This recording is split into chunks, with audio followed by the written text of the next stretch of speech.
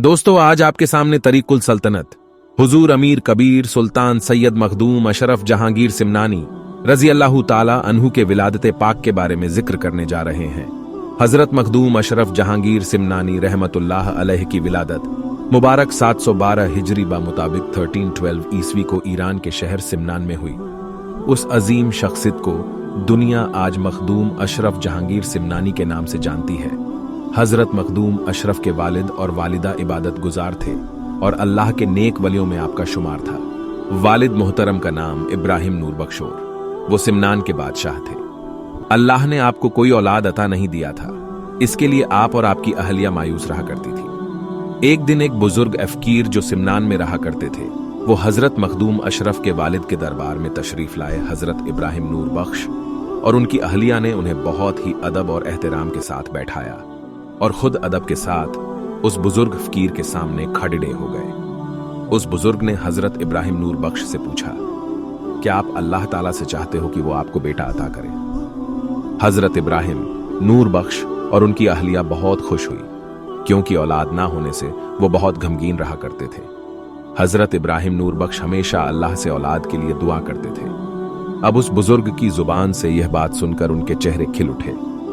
हजरत इब्राहिम नूर बख्श जो कि सिमनान के बादशाह थे, उन्होंने बहुत ही अदब से उस बुजुर्ग से अर्ज किया, आप हमारे हुक्म में दुआ कर दीजिए, आप अल्लाह के वली हैं। उस बुजुर्ग ने आपके लिए दुआ की और वहां से चले गए।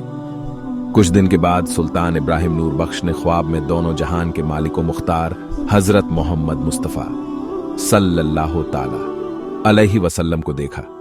प्यारे आका मोहम्मद मुस्तफा सल्लल्लाहु ताला अलैहि वसल्लम ने फरमाया, ए इब्राहिम, तुम्हें अल्लाह ताला दो बेटे अता करेगा। बड़े बेटे का नाम अशरफ और छोटे बेटे का नाम आराफ रखना। अशरफ अल्लाह का वली होगा, उसकी परवरिश और तरबियत का खास तरीके से करना। और फिर वो वक्त भी करीब आ गया। पूरे सिमनान में कहूशी की लहर फैल गई। सिमनान को अब उनका बादशाह मिल चुका था।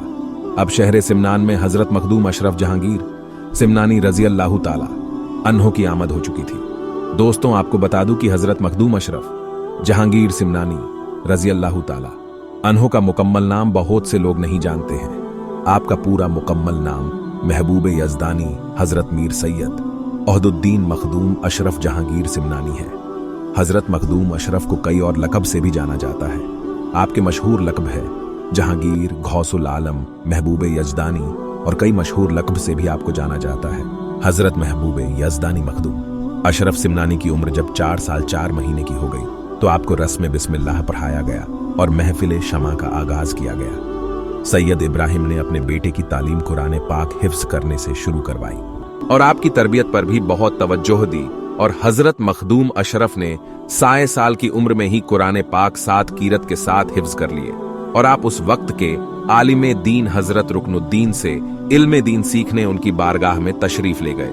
और जब आपकी उम्र शरीफ 15 साल की हुई तो आपके वालिद सुल्तान सैयद इब्राहिम नूर बख्श रहमतुल्लाह अलैह विशाल फरमा गए। इस तरह कम उम्र में सल्तनत सिमनान की जिम्मेदारी आपके ऊपर आ गई।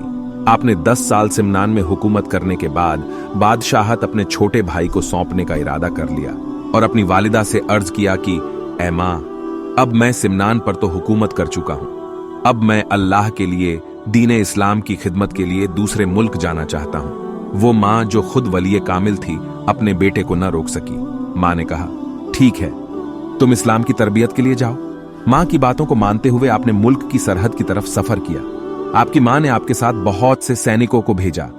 आप अपनी मां की बात मानते हुए सैनिकों के साथ सरहद तक आए और फिर आपने सैनिकों से फरमाया कि मैं किसी मुल्क पर कब्जा करने नहीं जा रहा हूं, लोगों के दिलों पर राज करने जा रहा हूं, इसके लिए फौज की जरूरत नहीं, आप लोग वापस चले जाइए। आपकी बात मानते हुए बहुत से सैनिक सिमनान चले गए।